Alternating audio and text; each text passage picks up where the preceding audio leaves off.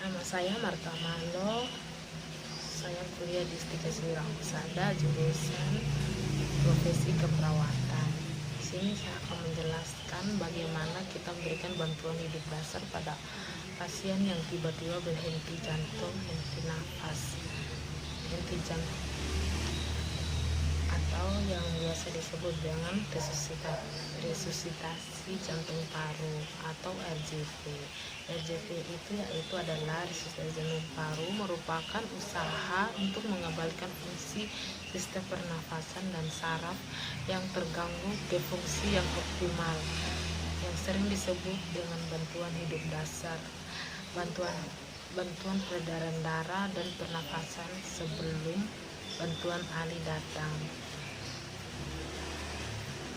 Tujuan bantuan hidup dasar: memberikan bantuan dengan cepat, mempertahankan pasokan oksigen ke otak, jantung, dan alat-alat vital lainnya sambil menunggu pengobatan lanjutan, mencegah berhentinya respirasi atau berhentinya sirkulasi, memberikan bantuan eksternal terhadap sirkulasi dan ventilasi dari pasien yang mengalami henti jantung atau henti nafas melalui resusitasi jantung paru.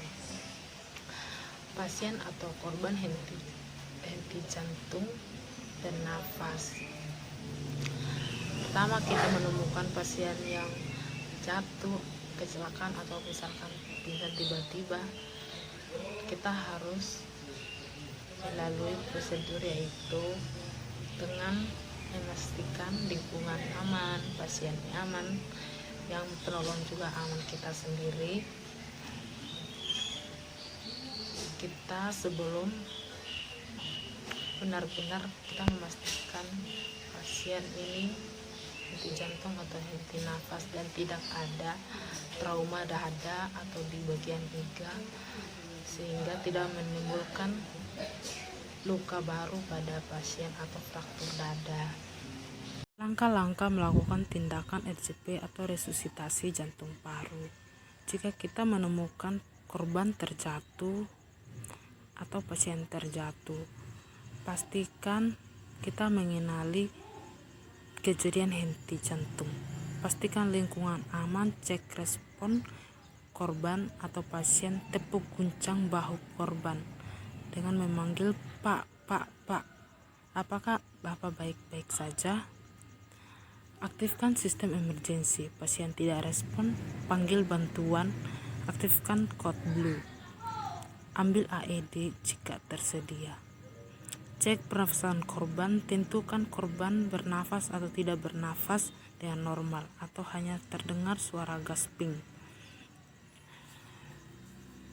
Jika korban tidak respon dan tidak bernafas atau mengalami henti jantung, maka kita melakukan kompresi dada yang efektif.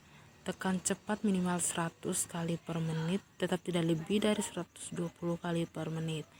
Tekan kuat 5 cm untuk dewasa dan tetap tidak lebih dari 6 cm. Lakukan continue. Perbandingan kompresi dada dan bantuan nafas 30:2. Pastikan leadership dan teamwork menjamin kompresi dan ventilasi optimal. Buka jalan nafas dan berikan bantuan pernafasan. Setelah 30 kompresi dada, buka jalan nafas dengan teknik angkat dagu dan tengadahkan kepala. Teknik bantuan nafas, volume cukup membuat dada mengembang. Hindari pemberian bantuan nafas yang cepat atau berlebih dengan cara mulut ke mulut atau mulut ke masker.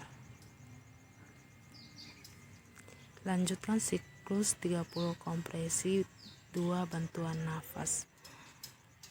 Kompresor bergantian tiap 5 siklus untuk menghindari kelelahan. Cek respon ulang setelah 5 siklus 2 menit. Lakukan continue hingga AED dan tim advance datang. Jika pasien pulih, berikan posisi recovery. Posisi recovery digunakan pada korban dewasa yang tidak respon dengan pernafasan dan sirkulasi yang mempertahankan potensi jalan nafas dan mengurangi risiko obstruksi jalan nafas. Langkah-langkah recovery posisi